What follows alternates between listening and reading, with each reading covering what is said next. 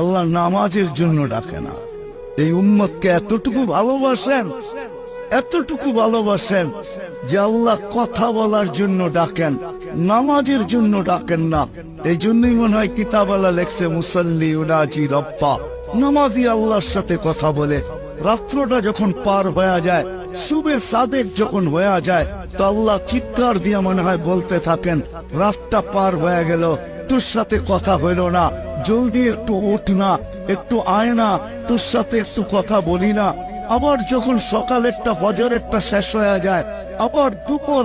তুমি জানো না যুবক সেজদায় কি রাখা আছে?